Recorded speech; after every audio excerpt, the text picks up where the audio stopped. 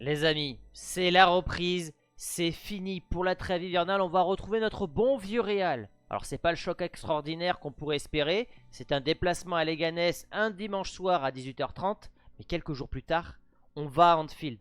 On va à Anfield pour un match qui pourrait, je l'espère, créer une nouvelle dynamique, une remontada, un nouveau départ pour ce Real. Ça sera compliqué parce que vous le verrez, le calendrier ne fait pas de cadeau à ce Real. Mais c'est pas grave, on va pas se plaindre. Et aujourd'hui, au programme, on va voir la presse, l'actualité réelle. On regardera très rapidement ce qui se dit du côté de Leganés. C'est pas une équipe que je suis personnellement.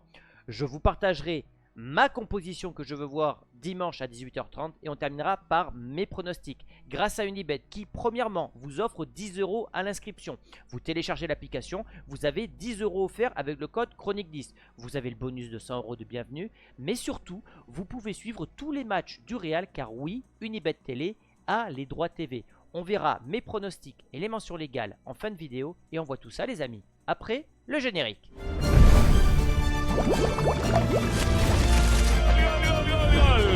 Gol de Bellingham. Tranquilo.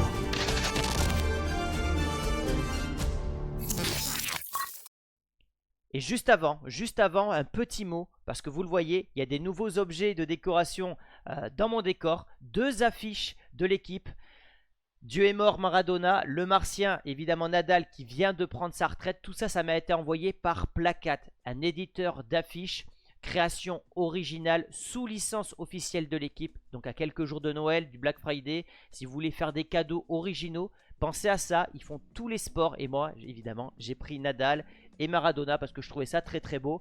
Voilà, le petit mot est passé, ils m'ont offert ça très gentiment et je trouve ça normal de leur rendre l'appareil. Ça me fait plaisir de pouvoir collaborer avec des partenaires de très très haute valeur. On commence avec la presse les amis, l'opération Anfield. On pense déjà à Anfield avec Valverde. Et si vous voyez Valverde avec Opération Anfield, je pense que vous aurez fait le lien dans la possible position dans laquelle il pourrait jouer. On verra ça dans ma composition en fin de vidéo. Marca, quant à eux, parle d'opération de Noël blanc. Voilà, on va bientôt arriver à Noël. Il faut absolument prendre tous les points possibles. Mais pourtant, vous allez le voir, ce calendrier est plutôt compliqué.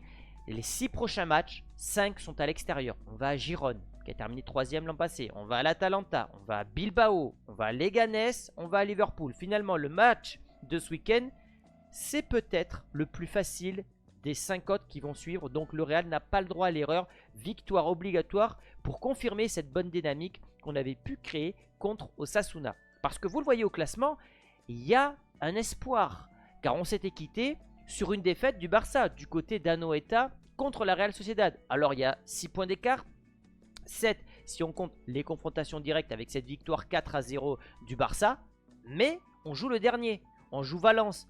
Alors oui, Valence c'est toujours compliqué à jouer, mais c'est un Valence qui est dernier, qui est vraiment faible cette année. Donc on peut revenir dans une Liga à 3 points du Barça, dans une Liga où on nous dit que le Barça est intouchable, où ce Barça gagne tout. Mais le Real pour l'instant n'a qu'une seule défaite. On est mauvais, on joue mal, il n'y a pas de... comment dire, d'ADN Real Madrid cette saison, mais on est possiblement qu'à 3 points du Barça. On peut aller chercher cette Liga, en tout cas, j'y crois. On commence l'actu par le nouveau maillot de la saison prochaine. Il vient de leak. Moi, il me fait penser au maillot Bwin à l'époque de Cristiano Ronaldo. Alors, je voulais vous le montrer, mais honnêtement, j'avais un peu honte. Il est vraiment sale, donc je me suis dit, je ne vais pas montrer un maillot qui est sale à la caméra, mais je vous le montrerai lors de la prochaine vidéo, car ça rappelle de très très bons souvenirs. Et pour ceux qui ont beaucoup d'argent les amis, et ça c'est pas sponsorisé, mais vous pouvez acheter les casiers du Real Madrid. Ils sont mis aux enchères dans pas longtemps. Je pense que celui qui pourrait prendre une grosse valeur, Benzema, Modric, évidemment Cristiano Ronaldo. Je ne sais pas jusqu'à où remontent ses anciens vestiaires. Si moi j'étais millionnaire, je prendrais évidemment celui de CR7 et je le mettrais à la place du cactus là, pour la déco. Bellingham a été élu meilleur joueur de la Liga 2023-2024. Bon voilà, ça vient confirmer ça. Et c'est bien parce que ça va recréer, je l'espère, une dynamique positive envers Bellingham. Il a marqué contre Osasuna. Il avait d'ailleurs fait un très bon match. Et donc là, il a la possibilité de confirmer. Il a gagné des trophées individuels. Donc là, j'espère qu'il va briller ce week-end contre Leganés. Rodri, Ballon d'Or, qui s'exprime en disant que s'il y a un intérêt du Real, le club le petit trait de l'histoire. Il faut y faire honneur, il faut y être attentif. Alors, je vous pose la question, est-ce qu'un Rodri, en numéro 6, à la place d'un possiblement Tchouaméni ou Camavinga dans ce poste-là, ça vous plairait oui ou non? On parle d'un Espagnol qui est Ballon d'Or, ça coche quand même pas mal de cases concernant Florentino Pérez. Seul problème à mes yeux, il s'est fait les ligaments. Quel niveau il aura plus tard? Et l'âge, est-ce que le Real est prêt à dépenser 100, 130 millions pour un joueur qui va bientôt avoir 30 ans? Ça rentre pas trop, je pense, dans la politique du Real Madrid. Et je pense qu'ils ont loupé le coche lorsqu'il était du côté de Villarreal. Je n'y crois pas trop à ce transfert. Ah oui, donc ça c'est l'info importante, puisque voilà, sur les 9 prochains matchs du Real, en 28 jours, 7 à l'extérieur, dans 5 pays et 2 continents différents. Donc c'est ce que je vous disais tout à l'heure, on va rentrer dans une période compliquée. Qui dit période compliquée, dit, voilà, faut faire tourner. Voilà, on a la chance d'avoir un banc de touche, j'estime, de grande qualité.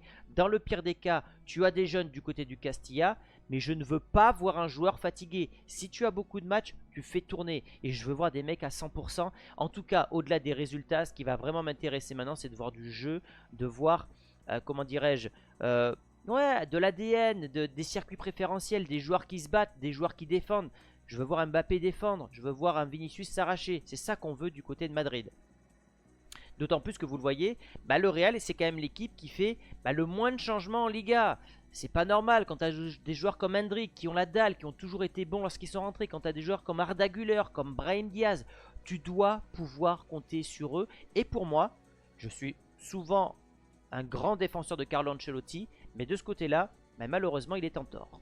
D'autant plus que le Real, visiblement, n'a pas l'intention de le laisser partir, ne serait-ce qu'en prêt. Alors, quel est l'intérêt de garder un joueur qui a 20 ans, qui a la dalle, qui a besoin de jouer pour progresser? Quel est l'intérêt de le garder si tu ne le fais même pas jouer un quart d'heure? En début de saison, on pouvait voir Hendrik rentrer régulièrement en cours de match. Ce n'est plus le cas depuis la dernière trêve. Et ça, c'est assez malheureux. Valverde ne veut pas jouer défenseur droit, mais il est ok pour se sacrifier pour l'équipe. On parle ici du futur capitaine du Real Madrid, et je le sens venir gros comme une maison. Je sens qu'on va pas avoir du Fortea ou je ne sais qui du côté du Castilla pour jouer latéral droit, et je pense qu'on va encore avoir droit à du bricolage made in Carlo, et il est fort possible qu'on ait du Valverde en tant que latéral droit. Je vous pose la question, est-ce que vous préférez voir Valverde et assurer une bonne défense, ou est-ce que vous préférez faire confiance à un jeune? Exprimez-vous dans les commentaires. Mon avis, c'est qu'il faut faire confiance à Jesus Fortea. Brahim maintenant, avant de passer à Leganés, Brahim il est très très bon depuis son retour. Il a marqué 5 buts avec le Maroc. On sait ce qu'il a apporté l'an passé, et j'estime que sur la prochaine fenêtre qu'on a jusqu'à Noël, ça doit être l'un des joueurs qui va jouer le plus souvent. Il doit être titulaire.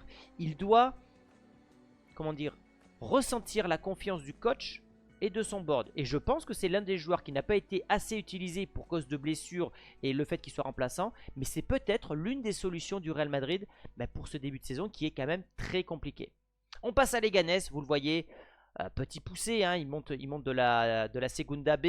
Ils sont pour l'instant 14e, c'est compliqué parce qu'ils sont pas très loin de la relégation, mais ils s'accrochent aux branches, c'est pas terrible, c'est pas une équipe que je suis énormément, mais regardez finalement sur les 4 derniers matchs, il y a quand même 3 victoires. Bon, il y a cette défaite du côté de Girone, cette défaite du côté de l'Atlético. En fait, si on doit faire une analyse rapide, dès que le niveau s'élève, c'est très très limité, donc je pense qu'il y a un gros coup à jouer côté Real Madrid. Au niveau du 11 opéré par Jiménez, je ne connais aucun joueur. Voilà, il n'y a aucun joueur que je ne connais. Je ne suis pas cette équipe. Mais ce qui est intéressant, c'est qu'il y a une défense à 4. Ça, c'est toujours une certitude côté Leganés.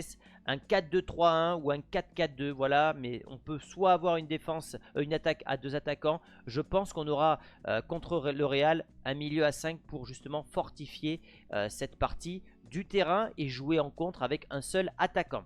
On passe à ma compo, les amis, et je vais vous justifier mes choix. Lunin, je ne sais pas dans quel état est Courtois. Lunin, Courtois, franchement, on mange très très bien, et c'est pas pour moi un débat à avoir de ce côté-là.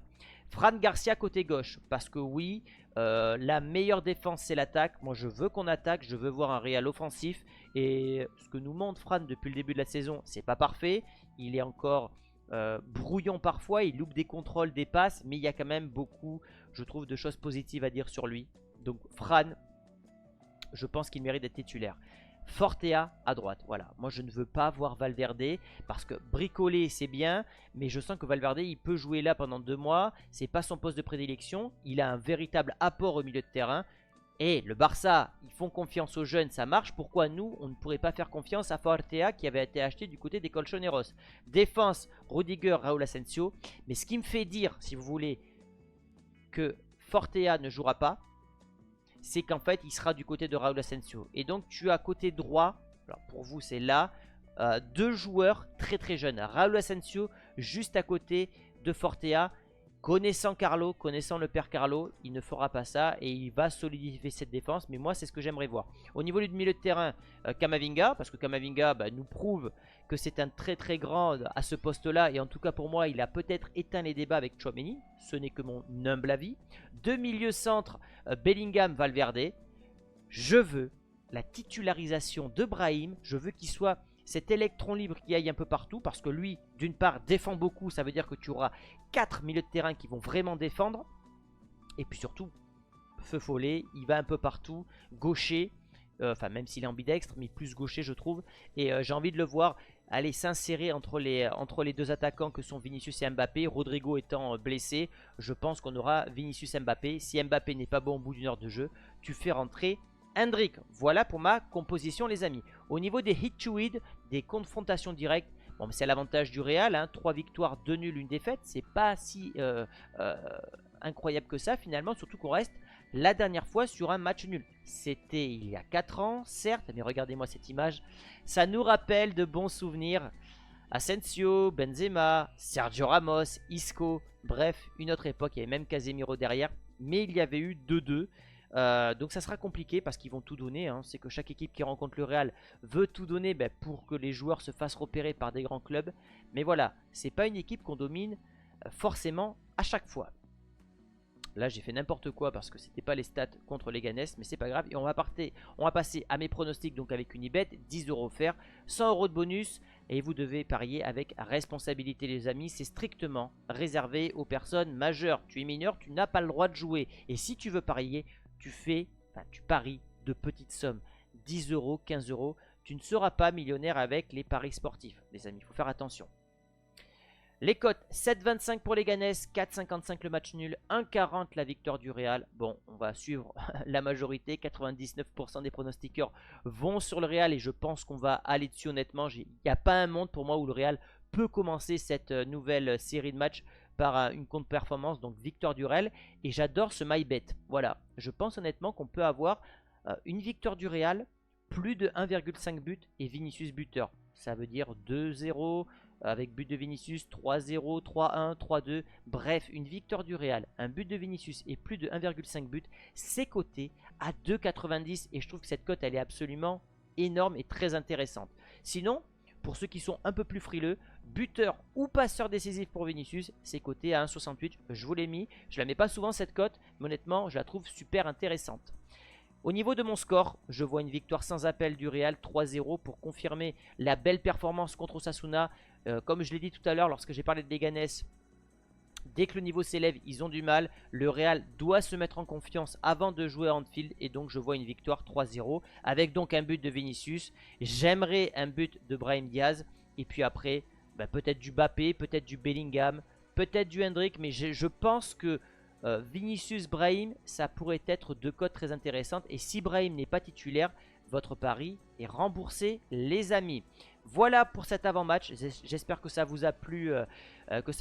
Donc vous pouvez me rejoindre sur Instagram d'ici là. Nous on se retrouve donc dimanche à 20h30. Le lendemain on se retrouvera pour les questions-réponses. Donc tout ça se passe sur Instagram ensuite. Et on part ensuite pour une forte semaine avec ce déplacement en Anfield qui fait partie je pense du match le plus compliqué qu'on va avoir à jouer pour les prochaines semaines. Voilà les amis, n'oubliez pas que si vous voulez faire un petit cadeau à des copains ou à vos proches, vous avez Placat, les affiches sous licence officielle, c'est magnifique, ça fait tous les sports. Et moi ça m'aide à créer d'autres projets parce que oui, pour tous ceux qui sont là jusqu'à la fin, c'est les vrais braves de la chaîne. De gros projets m'attendent pour 2025, vous n'êtes clairement pas prêts les amis. Rien n'est signé, mais c'est sur la bonne voie. Je vous dis à très vite, je vous dis à dimanche, passez un bon week-end, ciao.